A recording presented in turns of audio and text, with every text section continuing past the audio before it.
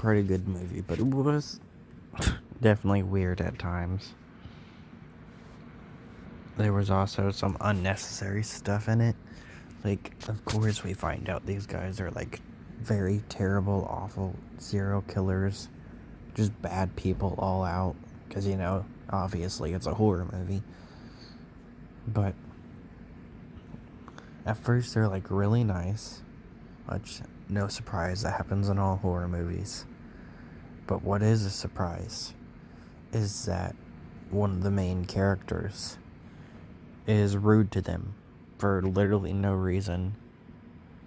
I don't feel bad for them later once we obviously find out that they're bad guys, but she just body shames him for like no reason. He's like, what, you want to join in on the fun because him and his other friend are just playing around in the water with the other girls, her friends? And he's like, we're just having a little bit of fun. Why don't you join us? And then she's like, yeah, your dick's small. Like, what? Why are you insulting him? But besides that, she's not really rude or anything, so I guess I'll just let it slide. Though they do go for the predictable thing that lots of horror movies do.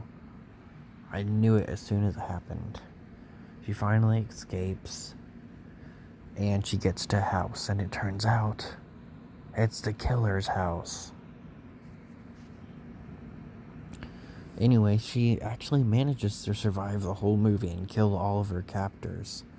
But the guy has a wife and doesn't believe her. She believes her at first until her husband gets home. So when her husband gets home, she's trying to figure out whose side to take, when eventually she takes her husband's side.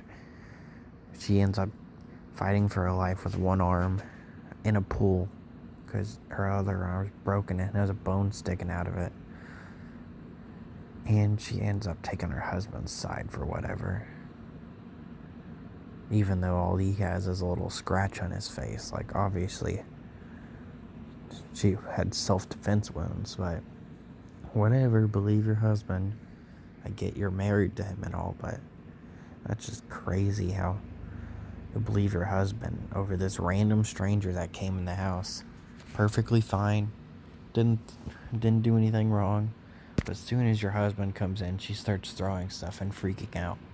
I wonder why. But yeah, the movie ends with her finally killing her captor. And you're like, yes, she's safe now.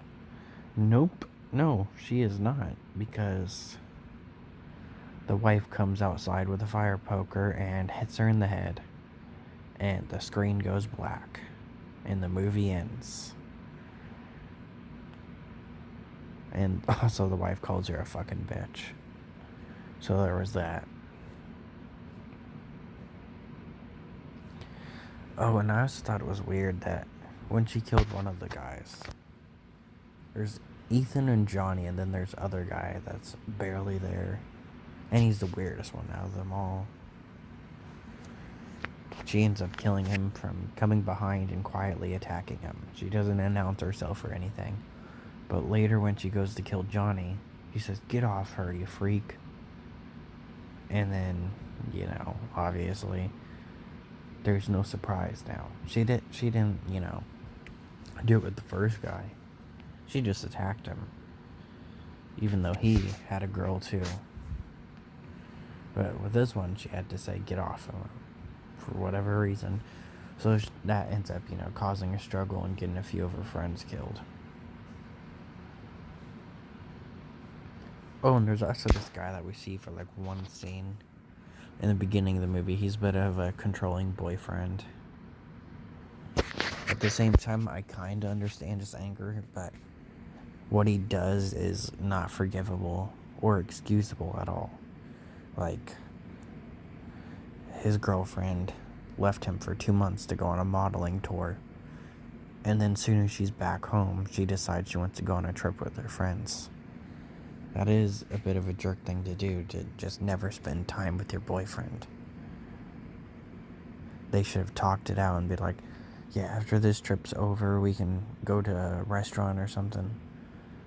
But she just breaks up with him, and then his controlling ass grabs her in the middle of the street and saying, "No, we're not done. Also, you who's fucking done."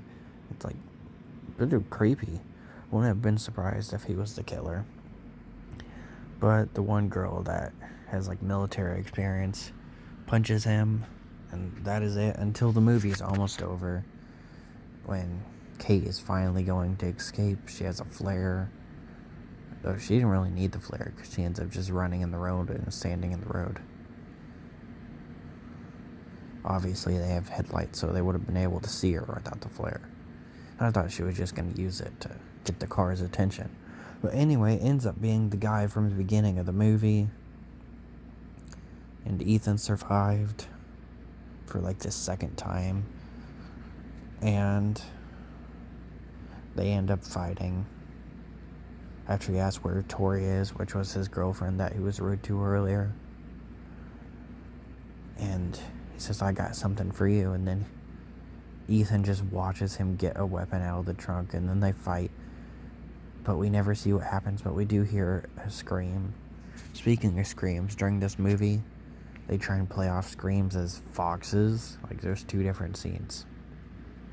Kate, the military expert, thinks it's just foxes when she hears screams. Like, they're distant or something, so I guess that's like their excuse. And then later, Johnny says it's foxes.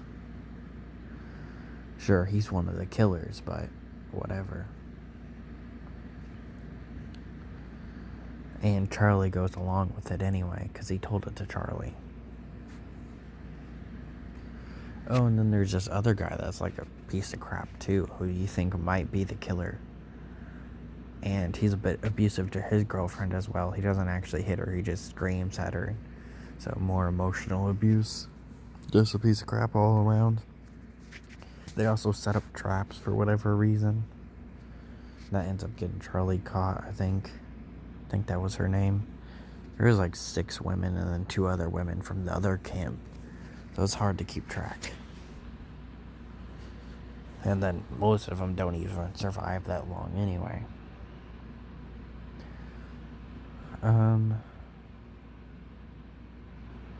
Yeah, and then he ends up being like not a bad person. Not as bad of a person. He shows that he does care about her. He has his hand chopped off, and he still goes and fights soon as they try and do something to his girlfriend. And then he just gets stabbed to death. So that's the end of him for this movie. But then these 3 who were actually nice, played around, joked around, ended up being the bad guys, so I would say that it was actually a decent twist. I thought they were going to go the predictable route and those other 2 guys be like bad guys or something. One of them, at least. But no, it ended up being the 3 hikers that they joked around with.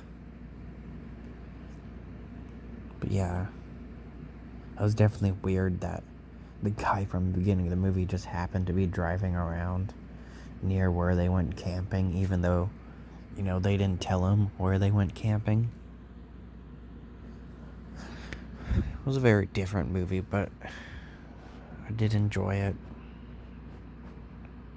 It can be a bit weird and gross at times, though. They went a bit too far with some things. Like, one of the creeps sleeps with dead bodies. Because apparently, like, they all have their own things. Like, one of them, I don't know, his mom was rude to him or something. Ethan does it because he can, and the other one's like, dead girls can't run away with him or whatever. It's weird. Yeah, that's about it for this movie. I wish it wouldn't have ended so abruptly. I wonder what she's gonna tell the ambulance and the police. Since they called the police and said they needed an ambulance and a police now that she murdered this girl.